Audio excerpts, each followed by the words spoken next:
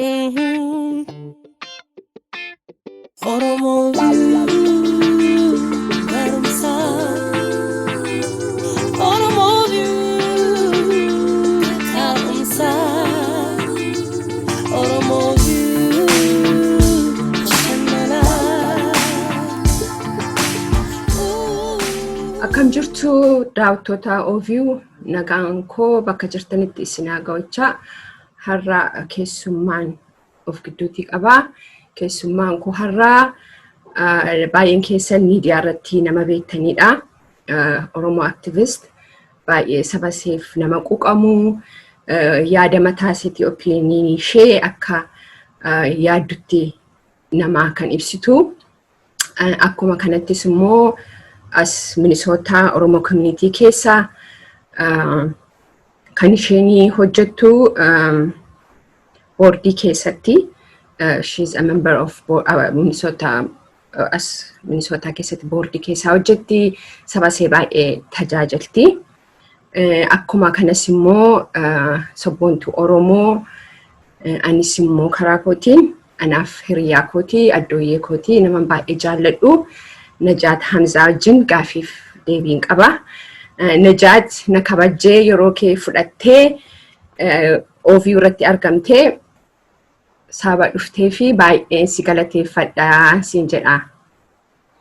Atillee naaf yeroo keetuuf hedduu galatoomi. Okay, haa ta'u.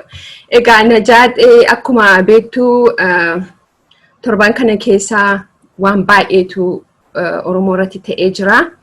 Mee ati akka dubartii Oromoo tokkoottis haa ta'u, akka Oromoo tokkoottis, akka haadhaattis, akka obboleettittis ajjeefama Hacaaluu ituu hin ta'in Hacaaluun siif maaloodha? Galatoomi maal seeta yeroo hundaa'u Oromoon seenaa keessatti gaafa namni tokko onnee Oromummaa hate, like onnee keenya hate Hacaaluun waa hunda caalaa kan inni irraanfachuu dadhabee gaafa amma yeroo dhumaatiif singiliisaa nuuf galakkise san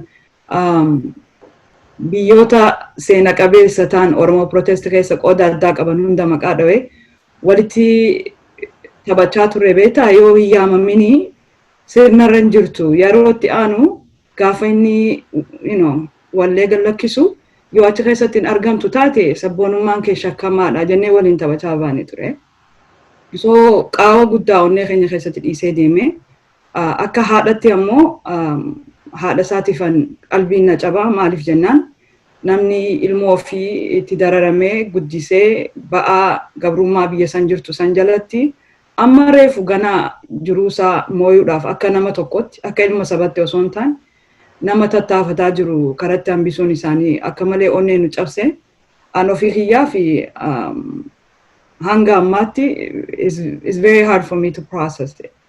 Hanuma jennu numa deemaa jirra malee like gana ammallee waan ta'e kuni hangam takka impactii akka nama tokkottis akka Oromottis nurra akka gaggeessise hin hubanne jeetiin amana.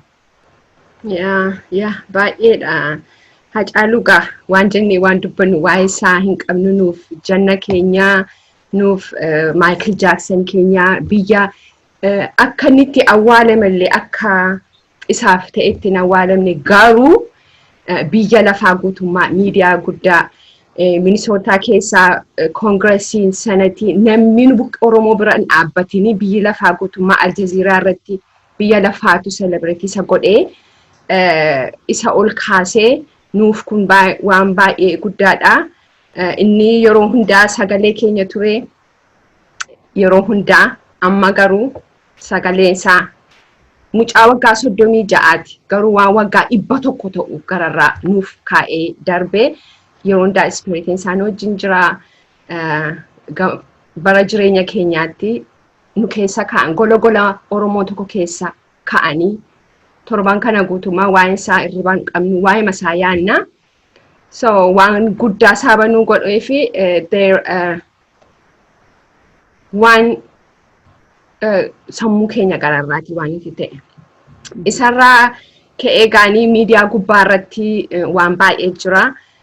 Miidiyaan baay'ee ulfaataadha gaariidhas gadheedhas ijoolleen keenya warri qeerroo qarreenii miidiyaa gubbaarratti ba'anii haasa'uu isa irratti kan si mari'achuu barbaadu namooti keenya especially warri miidiyaa gubbaarra ba'anii aktivistooti baay'een haasa'anii sagalee isaanii dhageessifachuu qabu biyya lafaarratti haa ta'uyyuu malee akka isaan of eeggataniif akka isaan waan irra deemuutti jirruuf tokko Oromoo bilisa baasuuf sababa ta'eef isaaniif ergaa maalii dabarsita miidiyaa gubbaa kanarra?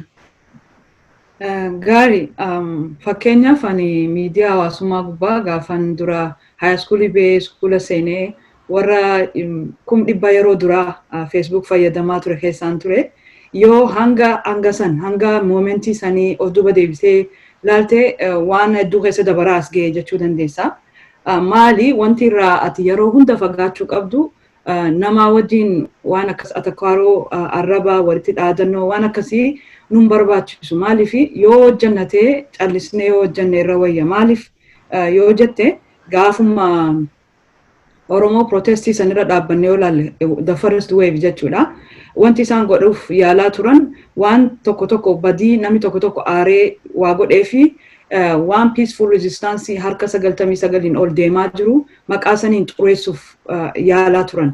Asii lallabaa baane amma gaan jiru nu bira malee Jawaar Mohammadiin dabalatee qajeelfama kanaafi ture ijoolleedhaan yoo akka even isinitti bu'anillee maqaa kana nu harkatti balleessu kaayyoo kana nu harkatti balleessu waan ta'eef ittiin bu'inaa ja'a lallabaa baanee turre. Kunis waan saniin addaatii miti. Namni gabroonfataan tokko haqa kee dhoysuuf wanti inni hin goone hin jiru. Fakkeenya biyya kanatti yoo fudhanne George Floydiin gaafa Black Lives Matter organization ijoollee hawaasni gurraacha gabbee iyyuu nullee wajji gabbaanee iyyaa turre elementii biraati kan itti galee waan san moor gara vaayilansitti jijjiiranii haqa George Floyd baasurraa destruction of property waan akkasiitu akka dhageettii argatuuf yaalame ture. So wanti akkasii sun akka hawaasa keenya irratti hin taane wanni tokko hanga namarratti gayuu miti kan eegee namni irraa baratu nama birarratti waan ga'us ilaalee waan duraan keessa dabarrees ilaalee isa yaadachuutu nurra jira. Nu waan ekstiraa dila tokko nun barbaachisu maaliif haqa qaba ummata haqa qabuudha ummata addunyaan dhagayaa as baateedha akka dur alagaan nuuf maali addunyaan nuuf alagaa miti. Nu baranii turan Oromoo protest keessa miidiyaas ta'e maal naareetiiva keenya beeku maaliif akka faayitti godhaa jiru beeku nu wajji dhaabbatu soo saniifuu wantoota atteenshinaa negatiivii nutti harkisu nun barbaachisu walumaa galatti maaliif objektiiva keenya kana dhaa qooqaa Oromiyaa keessatti Haacaaluu ukkaamsan Haacaaluu dhawanii Oromoo ukkaamsuudhaaf yaalanii addunyaan isa celebrate godhaa baate fakkeenyaaf Aljazeeraan walleessaa taphataa ba'e NPR KL11 kun hundinuu ummata waan godhu beeku ta'uu keenya nu garsiisa. Saniifuu waan akkanaa kanaan ittiin amanu yaadan dhaamsu ittiin amana gahaa qabna dhugaa gahaa qabna ekstiraa waan akkasiin barbaachisu. Yaada baay'ee yaada gaarii dubbattee ergaa baay'ee bareedaa dabarsitee mee amma immoo gaa Minisootaa keessattis haa ta'u all over biyya lafaa guutummaatti keessumaa as Minisootaatti ijoolleen qeerroof qarreenii ijoolleen new generation warri ammaa kuni lafarratti maal gochuutti jiru akka gargaarsa saba isaanii bukkee dhaabbachuutiif. So ijoolleen qeerroo Minisootaa jirtu keessattuu ijoolleen dhalootan biyya kana yeroo duraatiif Haacaaluun isaaniifis ayikaana isaaniiti. Isaan akka keenyatti waan tokko lama yaadatan biyyarraa waan gabrummaan fakkaatu arganis hin beekan seenaa nuti itti himnu keessa malee jechuudha. So kun nama isaan jaalatan nama isaan gaafa inni as dhufe maraatanii fi dhaqanii achitti taphatantu ija duraa fuudhamnaanii ijoolleen akka malee raafamanii raafamuu san keessa ammoo gara organize fi mobilize wal godhutti seente kun waan jajjabeeffamuu qabudha. Maaliif isaan waan kana gara addunyaatti ol butuudhaaf carraa qabu. Teknoolojii isaa fi asitti hidda qabu organization adda addaa keessallee ijoolleen jirtu jiru amma fakkeenyaaf warra akka Minnesota Rise, Black Lives Matter, waan kana keessa already hojjetaa ijoollee jirtu ture. So wanni isaan amma ja'aa jiran movementii kana sustain goonee deemnaani. Amma qofa osoo hin taane sustain goonee waan sanii wal fakkaatu kan Oromoo calaqqisiisu garuu global kan ta'e hanga qoyti uummata keenya guutumaan guututti bilisoomtutti itti fufuu feenaa yaada jedhu qabu. Yoo flyer irratti argite ta'e fireezni isaan itti fayyadamaa jiran Oromoo Youth in Charge. Wanti suni dhaadannoo miti waan kana yaada kana jechuudha. Asis taanaan Kanaadaas bakka hundattuu neetworkii ijaarratanii guruppii adda addaa tolfatanii akkasitti hojjetaa jiru. Kan communitiin Oromoo kanas jiru jajjabeessee ijoollee keenya yaada kana akka itti fufuu danda'an bira dhaabbanna. Akka booddittis akka nama tokkottis akka haadhattis for example biraan dhaabbadha. Haa ta'u malee akka ijoollee taanis yaadannee qajeelfama barbaachisu naamsa Oromummaa kan ittiin guddatan sanis akka yaadataa deemanii waan akkasitti dhaammannaa. Kan hafe haala kanaan community keessa jiru mandee eegalee galgala bilaawaa godhaa bulanii ganamatti qorafaniiti isaa boodaa waan san hojiirratti hiiku jechuudha. Kunis sustain hin ta'u yeroo dheeraaf garuu amma ijoollee yaada dheeraa qabdi fuulduraaf. Yaada bareedaadha. Gaaffii biraa kan si qabu tokko immoo Oromoo hundumaatiif. Oromoon amma iddoo meeqatti qoodamee jira jechuudha paartiitiin. Amma isaaniif immoo ergaa maalii qabda? Kuni waa'ee Oromummaati malee waa'ee sana keessa lixee sana keessa bahii abaluu daggarii abaluu dhiisii miti. Kun maaliif si gaafadha beekta?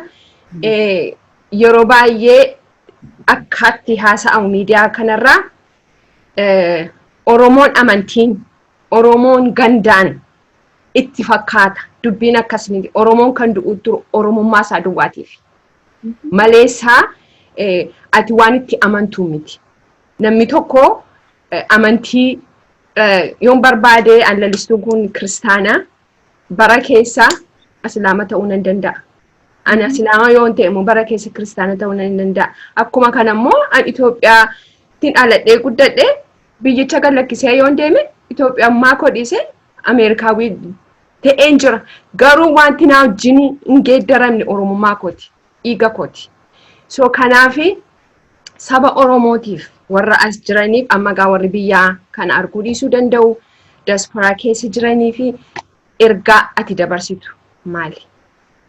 Ergaan kiyya kun naaf haaraa miti ani yeroo hundaa'u yoo na laalta ta'e ani Oromoo Islaamaa, Oromoo Harargee kan Arsii kan maal waan akkasanii mentaalitiin qabu because ani nationalism jawaa harmeen tiyya nama akkasiin nu guddise. So sun akkuma jirutti haa ta'u wanni dhaammannu maali? Si Oromummaan dhalootaan rabbiitu namaaf kanna malee waan namni tokko guyyaa keessaan hin ta'a fedhee ta'uu miti lafaa kaateetuma jechuudha. So kuni waan rabbiin nu kenne hunda keenyaafuu eenyu amantiin keenya eenyu locationii geographii keenya eenyu maal sun hundi is trivial to me. Ani akkasitti ilaala. Wanni isaa yaadachiisuu barbaadu Haacaaluu has a legacy of that nationalist. So fakkeenyaaf gaafa Oromoonni Harargee liyyuu haydiidhaan buqqaan namni yeroo duraatiif dhaqee achi qalbii cabee mataa cabsee waan danda'u hunda godhee erga ba'een booda imimmaan akkas harcaasee achi kan ba'e Haacaaluu fi uummanni sun amantiidhaan takka naannoodhaan takka gandaan waan tokko ta'aniif miti waan Oromummaa isaanii tokko ta'ee fi waan sabni isaa akkasitti qalbii isa raase. Same thing. So ammaan booda party maal waan ajandaan taane look at where we are right now. Bakka manatu jiru laala. Iyyaa baane nu ani ofii kiyyaa iyyaan ba'e dhiisaa lakkii even guyyaa nama sadiin afurin dura before Haacaaluu was killed jechuudha. Lakkisaa ijoollee waan triviaala ta'e kana trivializing godhina waan hedduu ajandaa gurguddoo irratti hojjannee irratti iyyuu qabnu hedduutu jira jeen dubbataa ture. Dhagayan naman dhagayan malee jechuudha. Wal dhagayuu of dhagayuu malee naman dhagayan. Waan pointiin kun daroo kun correcting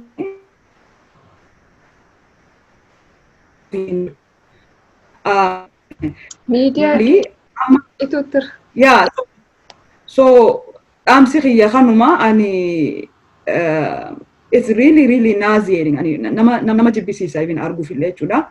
So kun yeroo dhumaati dhiini Hacaaluu bu'ee tokkummaa Oromoo san yeroo dhumaaf walitti hidhee jira. Amma booda kanatti keessaa utaalee bahu Oromummaan ala kaayudha. Maali beektanii cabiinsi uummata Oromoodhaa yeroo hedduu dadhabina keenya osoo hin taane waa harkaa dhabne osoo hin taane beekumsa dhabne osoo hin taane waan xixiqqoo irratti xiyyeeffachuudhaan osoo bitaa mirga waliin nyaannuti kan diinni nyaatuuf deemaa jiru jechuudha. So yeroo dhumaatiif dhiini Hacaaluu Hundeessaa waan kana butee darbee nu keessaa jechuudha. Abbaan barbaade paartii minaaminoo wanti jaamu dura yoo lafa qabaatte yoo iddoo nagayaan bobbaatee galtu qabaatte yoo biyya qabaatte paartiidha jennee bitaa mirga raafamna jechuudha. So amma jiraachuu dhabuu Oromoo jiraachuu dhabuu Oromiyaatii fi wabii lubbuu uummata keenyatu harkaan qabna. Gatii ta'eef akkasitti Oromoon hundi hubatee wanni kun isa survival matter. Akkitee yeroo ammaan tanaa kanatti. So namuu dhagaa qabu buqqisee bakka jiru hunda walitti dhufee furmaata waan kanaa yeroo dhumaatiif itti laatuuf kan hojjetu malee waan akkasiisan miidiyaa sooshaal miidiyaarras ta'e hawaasa Oromoo iddoo hundaa jiru lafarrattis haa ta'u waan kanarraa of qulqulleessuu qabna. Yookaan osoo ati lafarratti wal nyaattu sabni achi dhabamee jechuudha. Then wanni hafa hin jiru san booda akka akkasitti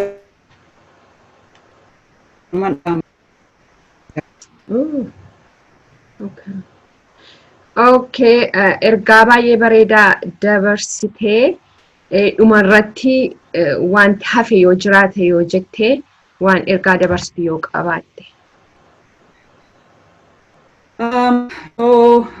Wannin uummata Oromootiif dhaamu maali? Hacaaluun ilmaan isaa biraa galee jira ammaan tana. Akka ilmaan artistoota biraa seenan beeynutu jira. Maarargee keessaa akka Usmaayyoo akkuma isaa kanatti nu harkaa cabe nama saba isaatiif dararamee gidiramee maal ijoolleen isaa gabrummaa jalatti namni isa erga inni du'e booda irraanfatamtee gatamtee cinqii kana hin jaamtu. Cinqii kana hin jaamne keessa dabaraniiti amma dhiyoon tana ganaa as gara Kanaadaa kana fidamanii wanti akkasii tasuma akka ilmaan Hacaaluu irratti hin taane ilmaan nama kamuu caalaa kunuunfamanii guyyaa tokko osoo rakkinni isaan hin garre.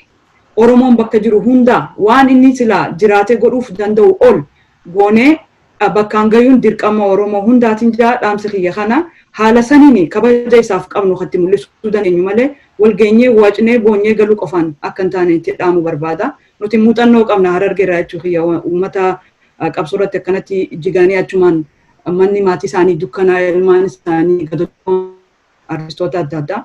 So kana dhaamsi kiyya. Okay, baay'ee dhaamsa bareedaa gaarii dabarsitee Najaat baay'ee si galateeffadha.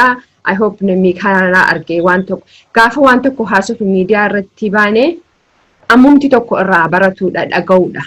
Kanaafi kan nuyi goone malee waan biraaf miti. Thank you so much asirratti dhuftee na wajjin yaada kee na wajjin hiruu keetii fi maqaa OVT'n baay'ee si galateeffadha. Daawwattoota keenya sagantaan keenya har'aa kanuma fakkaata amma sagantaa biraa wajjin wal arginutti nagaan isiniif haa ta'u. Oromoo